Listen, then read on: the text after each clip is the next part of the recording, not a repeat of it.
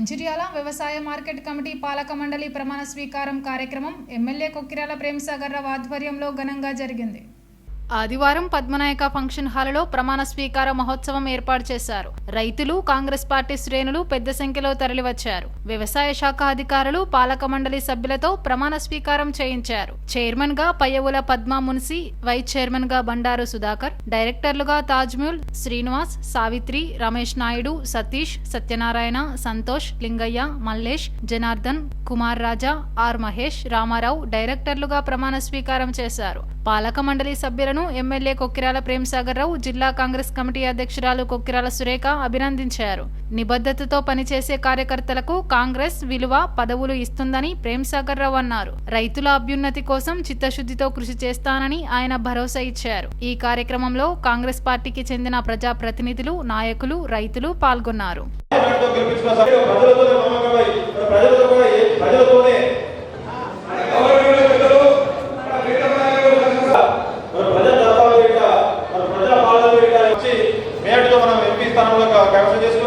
రాబోయే ఎన్నికలలో ఏదైతే గ్రామ స్థాయిలో కావచ్చు, మండల స్థాయిలో కావచ్చు,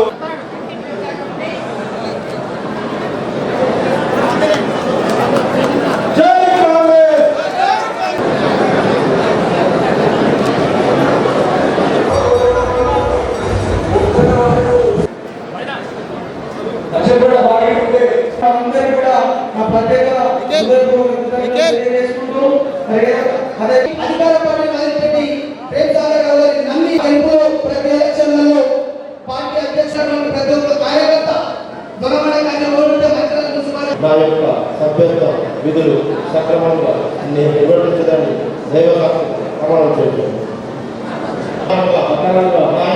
నా యొక్క సభ్యత్వ విధులు సక్రమంగా నిర్వర్తించడానికి దైవసాక్షిగా ప్రమాణం చేస్తున్నాను.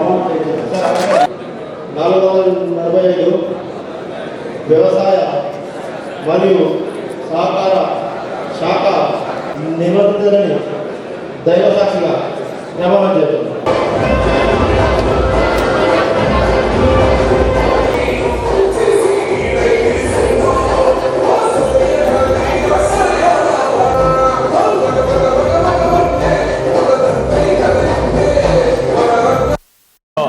ముఖ్యమంత్రి రేవంత్ రెడ్డి గారికి మరియు వారి కేబినెట్ సహచరులకు ధన్యవాదాలు, కృతజ్ఞత తెలియజేస్తున్నాం.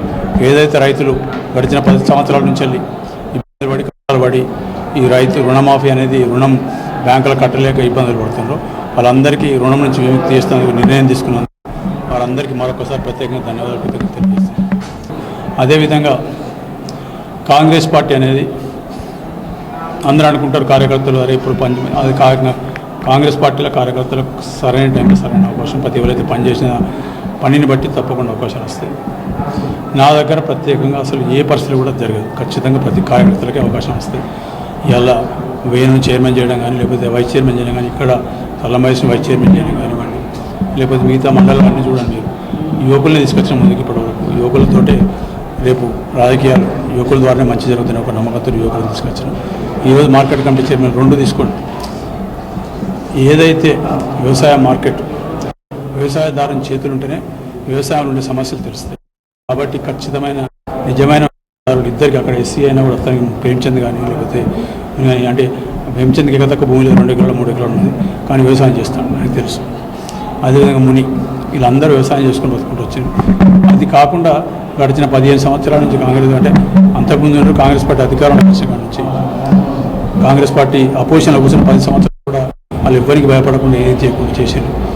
అదేవిధంగా రాలిగడప్పుడు ఏదైతుందో సరే స్పీచ్లో అప్పటికే టైం అయిపోయింది చెప్పాలని చెప్పేసి ఇప్పుడు కాంగ్రెస్ ప్రభుత్వం వచ్చిన తర్వాత 6 నెలలు దాదాపు 3 కోట్ల రూపాయలు అక్కడికి ఇవ్వడం జరిగింది. స్కూళ్ళకి దాదాపు 90 లక్షలు 80 లక్షలు వచ్చినాం.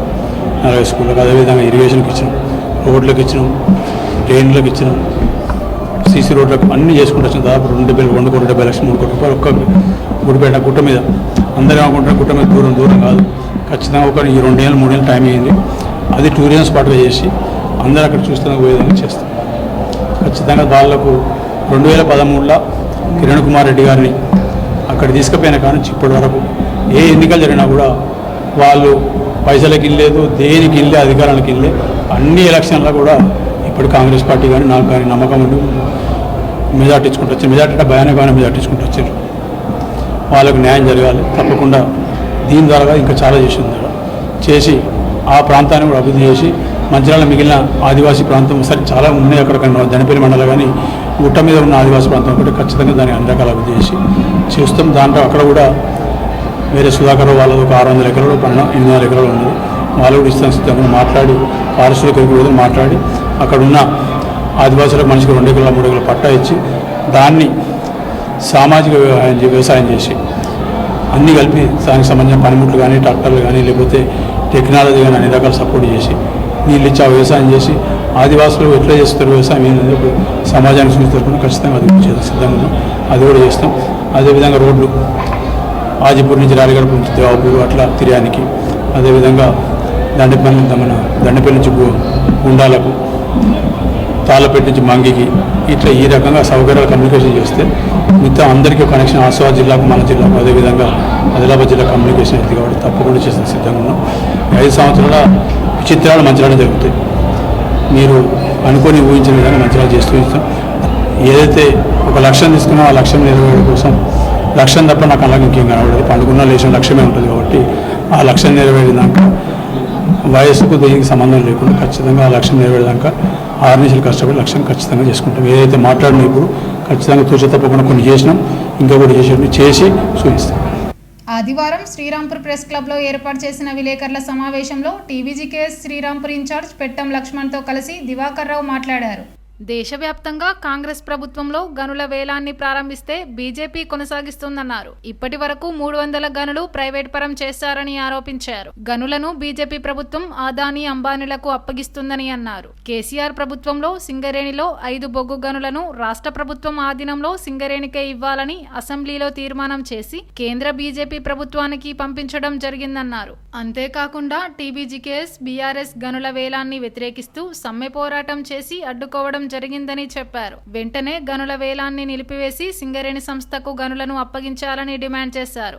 గనుల వేలాన్ని బీఆర్ఎస్ తీవ్రంగా వ్యతిరేకిస్తుందన్నారు. వెంటనే వేలం ప్రక్రియను నిలిపివేయాలని పేర్కొన్నారు. ఈ సమావేశంలో Nadipelli charitable trust chairman Vijit Rao, BRS పట్టణాధ్యక్షుడు వక్కూరి సుబ్బయ్య, కార్యదర్శి మేరుగు పవన్, కౌన్సిలర్ వంగ తిరుపతి, టీబీజీకేఎస్ మాజీ కార్యదర్శి పానగంటి సత్తయ్య, కోటిలింగం, తొంగల రమేష్, మాజీ సర్పంచ్ జక్కుల రాజేశం, మాజీ ఎంపీటీసీలు గుమ్మడి శ్రీనివాస్, తిరుపతి, బాకం నగేష్, నాయకులు గొర్ల సంతోష్, జక్కుల కుమార్, రాజు నాయక్, రఫీక్ ఖాన్, కాటం రాజు, కందుల ప్రశాంత్, రవిగౌడ్, పెరక సత్తయ్య, తిరుమలరావు, దగ్గుల మధు, ఉత్తేజ్ రెడ్డి, పెద్దపల్లి రామయ్య, నరేందర్ రెడ్డి, వికాస్, భానుచందర్ పాల్గొన్నారు. అందరికీ నమస్కారాలు. సింగరేణి ఏదైతే సంస్థను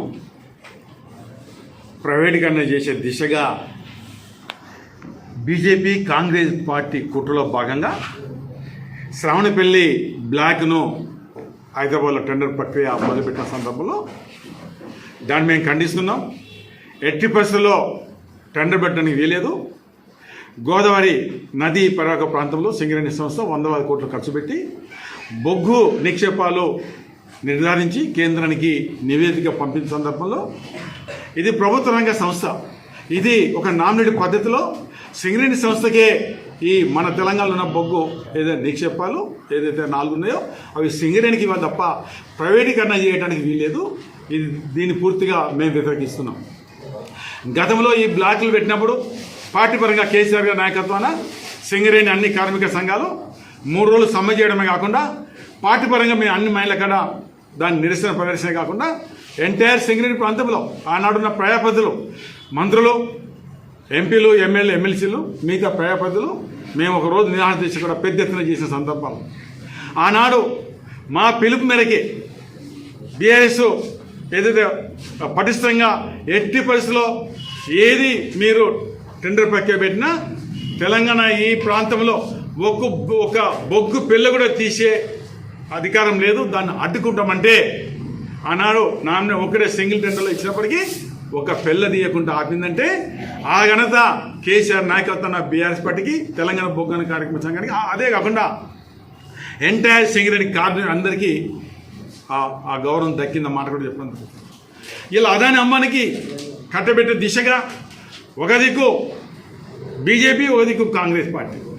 కేంద్ర అక్కడ ప్రధానమంత్రి గారు కావచ్చు, ఇక్కడ ముఖ్యమంత్రి గారు కావచ్చు, కేంద్ర మంత్రి గారు కావచ్చు, ఇక్కడ డిప్యూటీ సీఎం గారు వారి ఆధ్వర్యంలోనే మన ఇద్దరి కలయికతోటే సింగరేణి సంస్థను సర్వనాశనం చేసే దిశగా ఇలా ప్రైవేట్ వాళ్ళు వస్తే వాళ్ళు తక్కువ వ్యయంతో జీతాలు పెట్టి బొగ్గును వెలికితీసి తక్కువ ధరకు అమ్మిన సందర్భంలో మరి సింగరేణి ఒక్కో కార్మికుడికి దాదాపు 60-70 లక్షల రూపాయలు జీతం ఉంది. రేపు ప్రైవేట్ పరంగా వాళ్ళు 5-10,000, 10,000, 20,000 జీతాలు పెట్టుకొని తక్కువ ధరకు బొగ్గు అమ్మిన సందర్భంలో ఒక 5-6 సంవత్సరాల పాటు మొత్తం సింగరేణి నష్టాలపై సింగరేణి ప్రైవేటీకరణ చేసే దిశగా ఇది ఉంటుందన్నమాట చెప్పడం జరుగుతుంది. ఆనాడు సింగరేణి ప్రైవేటీకరణ చేసే దిశగా కాంగ్రెస్ ప్రభుత్వం దాన్ని ఆర్డినెన్స్ చేస్తే అమలు చేసే దిశగా బీజేపీ, 2 పార్టీలు కలయికతోటే ఈ సింగరేణి సర్వనాశనం చేసే దిశగా ఆనాడు గతంలో ముఖ్యమంత్రి గారు ఈ కారుణ నియామకాలు లేకపోతే ఇప్పటి 14,000 మంది కార్మికులు రిటైర్ అయ్యారు. ఈ 14,000 మంది కార్మికులు దాదాపు 12,000 మంది కార్మికులు కారుణ నియామకాలు రావడం వల్ల దాదాపు 42,000 మంది ఉన్న కార్మికులు 40,000 వచ్చాయి.